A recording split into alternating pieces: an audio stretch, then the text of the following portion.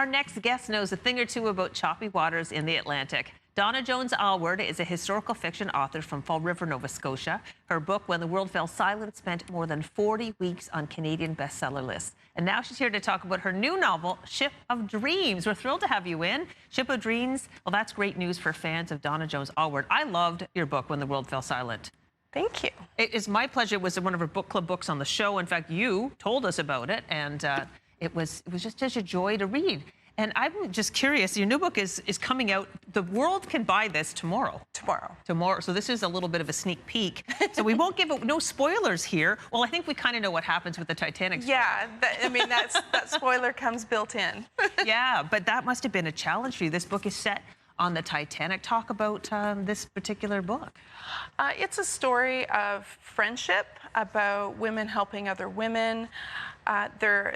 Of course, there are some secrets and betrayal aboard, and it's set on first class. So there's glamour and some glitz, and you'll see some familiar names and faces if you're familiar with Titanic lore.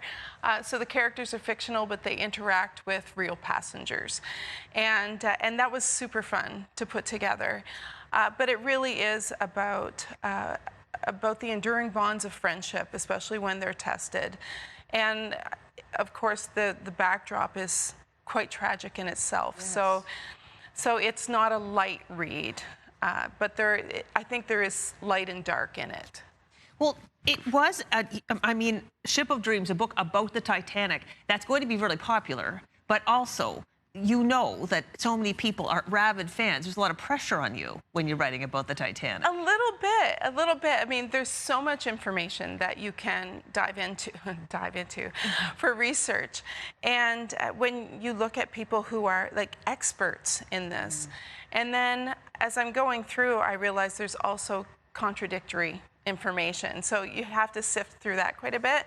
But it was really, really interesting. And then, of course, we have such a big connection here in Halifax, yes, as well, with the bodies that were retrieved were brought here, and so we have a really big connection. So I do bring that into the novel toward the end. There's a fairly good-sized Halifax component. Wonderful. Well, even bonus for the people in our region who are reading. Well, one of the things that I noticed about When the World Fell Silent was following the two main characters that you follow in that book. Mm-hmm. I was always interested in the Halifax explosion, but by actually kind of seeing the world through the eyes of these characters, right, there were things that I never thought of. For example, I didn't realize that the war was happening at that time. Like there's things that by actually walking in another person's shoes, you see the perspective in a different way. So I think that this is going to be, even if you know a lot about the Titanic, I bet that this is a different perspective on the Titanic. Yeah, and I think there's a lot about society in it, and you realize that, even if you were in first class, first class didn't really make a difference to a lot of the men in first class because it was women and children first. So, their money couldn't buy their safety. And I think there's a lot about society. One of the characters is a suffragette, so I had a lot of fun writing her because she goes against the norms of society, and the other main character is a little more traditional, but they are best friends. And that was just, the more this goes on, it's kind of funny because the book is done for me, and now it belongs to everybody else, but the more I love Hannah and Lou. And so I think that's a good sign.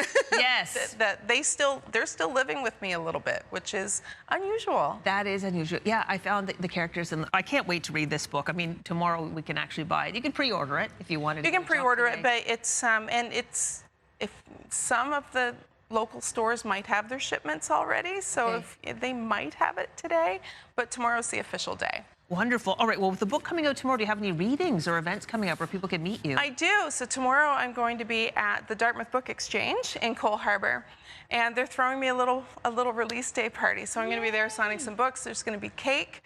I have a book launch that's sadly, or not sadly, sold out on the 7th of September at the St. Mary's Boat Club. And then I have a whole list of events on my website, so I'll be all around the region, actually. over the next month. So. Incredible. Yeah. Are you working on something else right now? I am. I'm past the proposal stage and working on research for a new book, but I can't say a whole lot about it. Wonderful. Well, Donna, you're a busy woman. Thank you so much for making time for us today. Thank you for having me back. And we have put Donna's website on ours so you can get a list of all of those places she's going to be. Maybe if you're lucky, you can go up and chat with Donna, say you saw her on the show, and have her sign your book.